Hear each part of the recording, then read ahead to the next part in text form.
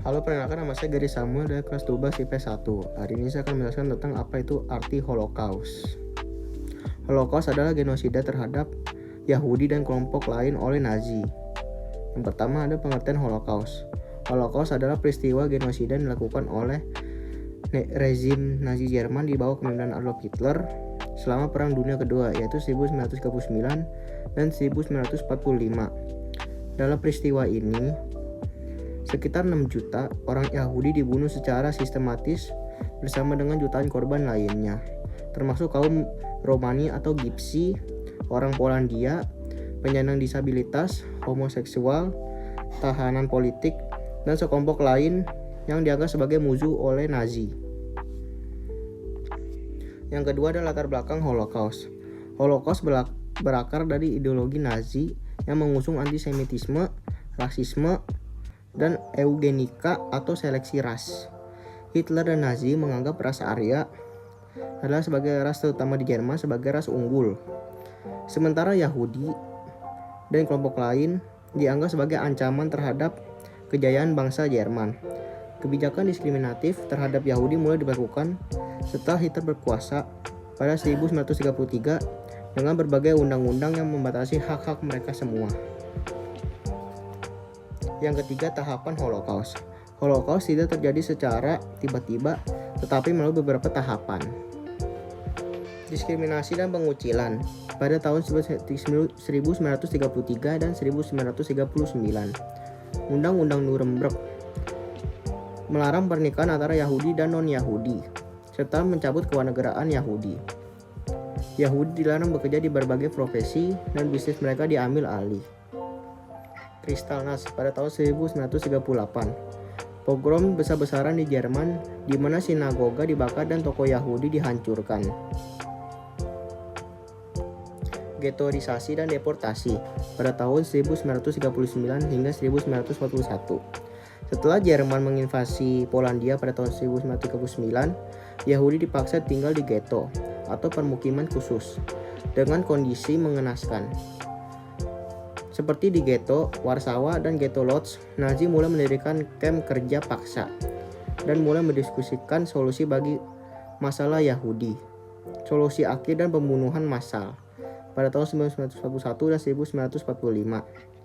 Pada 1941, Nazi meluncurkan solusi akhir atau final solution, yaitu rencana pemusnahan total orang Yahudi. Bündnis SS-NZ-Gruppen mengeksekusi massal Yahudi di wilayah pendudukan Uni Soviet. Kamp-kamp pemusnahan seperti Auschwitz, Treblinka, Sobibor, dan Belzec didirikan. Di kamp ini jutaan orang dibunuh dengan gas Zyklon B, penembakan, kelaparan, atau kerja paksa.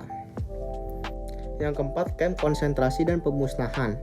Kamp-kamp yang didirikan Nazi terbagi menjadi beberapa jenis.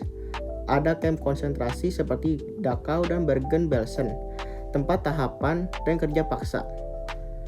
Kamp pemusnahan seperti Auschwitz, Birkenau, Treblinka, dan Majdanek dirancang khusus untuk pembunuhan massal.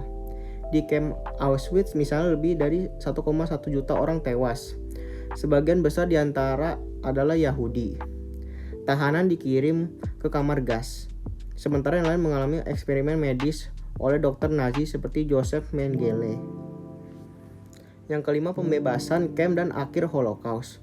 Pada tahun 1944 hingga 1945, pasukan sekutu mulai membebaskan kamp-kamp konsentrasi. Tentara Soviet pertama kali menemukan kamp pemusnahan Majdanek pada Juli 1944, diikuti oleh Auschwitz pada Januari 1945. Amerika dan Serikat dan Inggris membebaskan kamp seperti Buchenwald, Dachau, dan Bergen-Belsen. Setelah kamp-kamp ini dibuka, dunia terkejut melihat kondisi korban yang kelaparan dan tumpukan mayat. Peristiwa ini mengungkap kejahatan mengerikan yang dilakukan oleh Nazi. Yang keenam, pengadilan dan dampak Holocaust. Pengadilan Nuremberg pada tahun 1945 hingga 1946, tokoh Nazi diadili atas kejahatan perang dan kejahatan terhadap kemanusiaan. Beberapa dihukum mati, sementara lainnya dipenjara. Holocaust menjadi dasar pembentukan hukum internasional terhadap genosida dan hak asasi manusia atau HAM. Israel didirikan pada tahun 1948 sebagai negara bagi orang-orang Yahudi, sebagian karena tragedi Holocaust. Juga ada korban Holocaust. Selain 6 juta orang Yahudi, korban Holocaust juga mencakup yang pertama kaum Rob Gypsy, sekitar 200.000 hingga 500.000 yang tewas. Tawanan perang Soviet, sekitar 3 juta dibunuh. Kaum Polandia non-Yahudi, sekitar 1,8 juta tewas. Penyandang disabilitas, ribuan korban program eutanasia Nazi, kaum homoseksual, saksi-saksi Yehova, dan kelompok oposisi politik lainnya.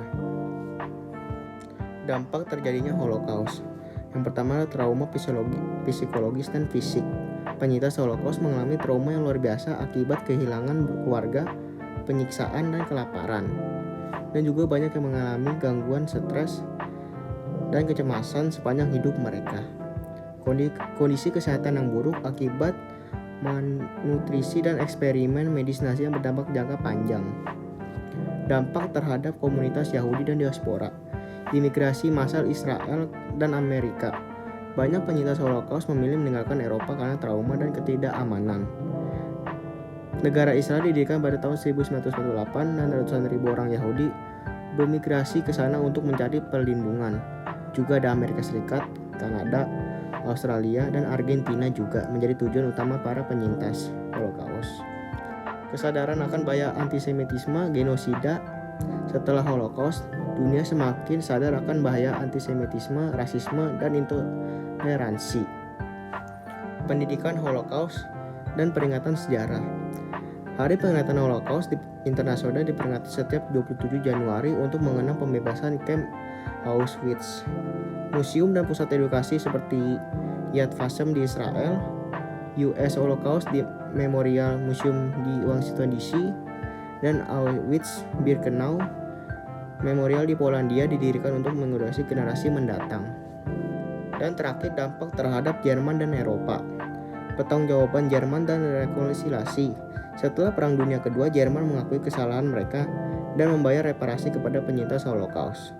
Jerman juga menerapkan hukum yang melarang penyangkalan Holocaust dan simbol Nazi. Hubungan Jerman dan Israel berkembang dengan kerjasama ekonomi dan diplomasi yang sangat kuat. Kesimpulannya adalah Holocaust adalah salah satu tragedi kemanusiaan terbesar dalam sejarah yang menunjukkan bahaya ekstrim dari rasisme, diskriminasi, dan propaganda. Oleh karena itu, Holocaust sering diperingati sebagai besar pengingat agar kejahatan serupa tidak terulang kembali. Sekian itu saja tentang Holocaust. Terima kasih.